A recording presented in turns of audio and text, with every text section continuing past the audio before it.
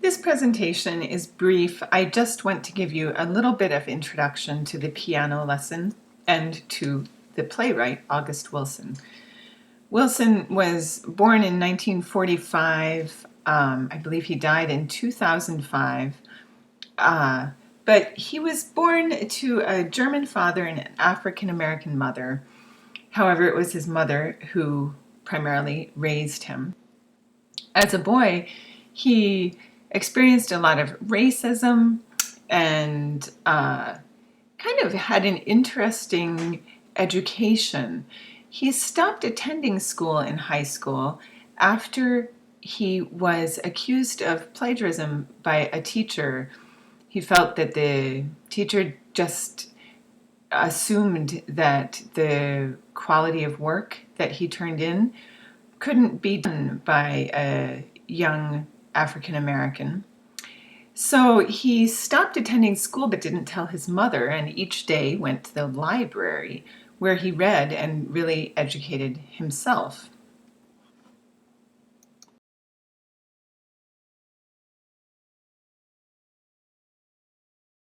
As a young man, he joined the army, but had an interest in writing from a young age.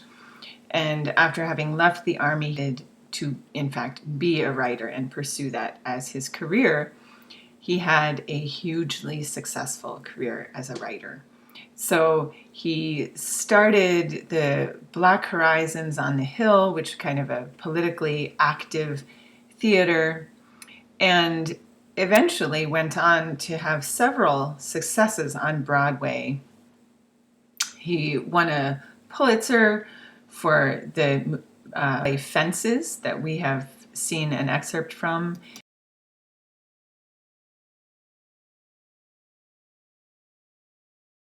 And he also won a Pulitzer for the piano lesson. There is a theater on Broadway named after him, and he's a very, very influential playwright in the 20th century.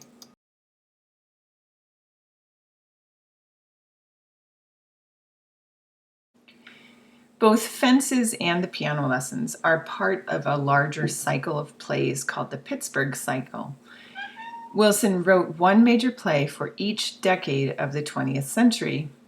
His intention was to write about the African American experience in each period. The play called Fences is set in the 1950s. The play that you're going to watch for this class, called The Piano Lesson, is the play that was set in the 1930s. Now, one of the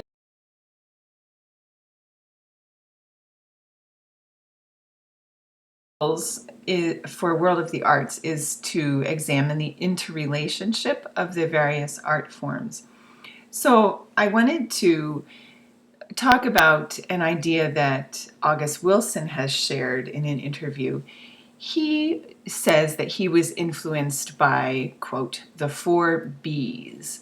So these B's will be identified in the slides that follow. The first is the blues. He says, I see the blues as a book of literature and it influences everything I do. Black's cultural response to the world is contained in blues. I know that Wilson used to listen to as much as he could of the blues and would often listen while he was working. The second B that he cites as an influence is Amiri Baraka.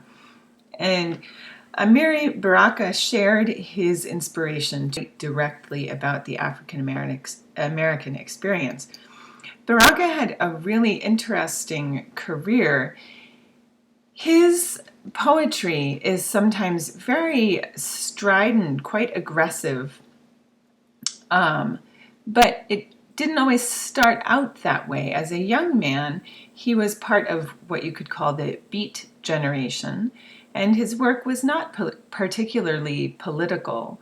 But in the 60s and 70s, his work became very, very political and activist.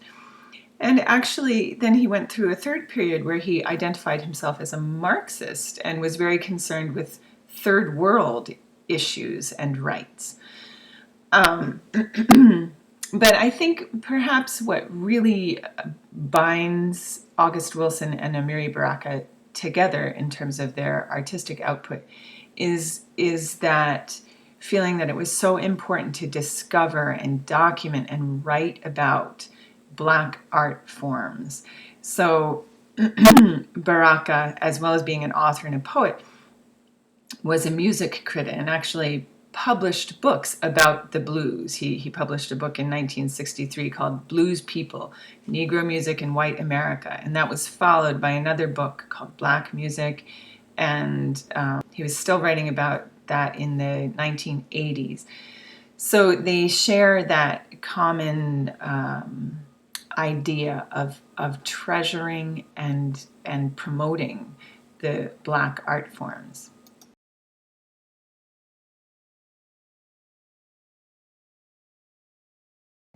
The third B is Jorge Luis Borges, and the element of Borges's writing that really appears in Wilson's writing is magical realism. This is a style of writing in which the overall setting is lifelike or realistic, but there are magical or spiritual elements that appear. In the piano lesson, you'll see this in the presence of ghosts and various mysterious events that occur. And the last B is Romare Bearden. Now, Wilson's quote here says that he wanted to play out the richness that he saw in Bearden's paintings in his own plays.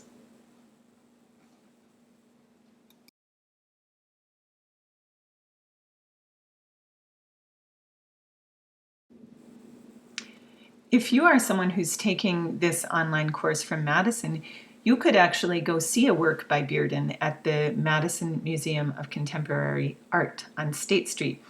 The picture on the right-hand side of your screen here is called Mother and Child, and it is by Romare Bearden.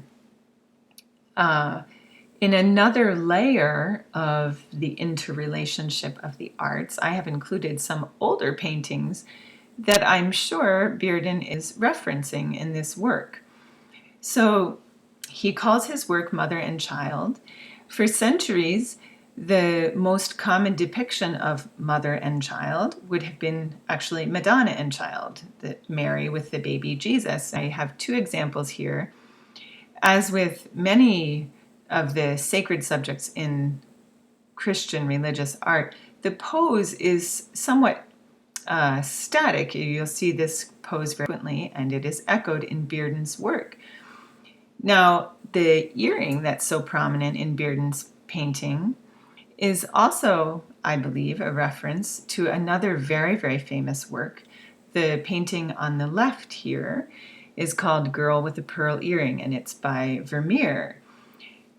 So you can interpret these references the way that you want. I think it's interesting to look at the mother and child pose and think it has numerous references. It's a universally precious moment when a mother is holding her baby. It's a specifically Christian sacred moment when Mary is holding Jesus and he's echoing that pose. Perhaps it's saying that we don't have to depict Mary and Jesus as pale white people. Though it was traditionally done that way in Europe, perhaps we can see these sacred figures as we see ourselves. And, being an African American artist, he sees them as African American figures. In the Vermeer, that turban and the earring lend a certain air of exotic or foreign element, and that may also be his intention with the earring in his own work. I think I look too at the faces and I see the distinct color difference, and it makes me think of African masks a little bit, and I wonder if he's sort of drawing on that tradition and mixing together the African traditions and the Christian or American traditions to which he was exposed in this country, or born into in this country, actually. He was born in the United States. So that's some food for thought for you to think about in terms of Wilson's connections to the four Bs. And I have one more slide.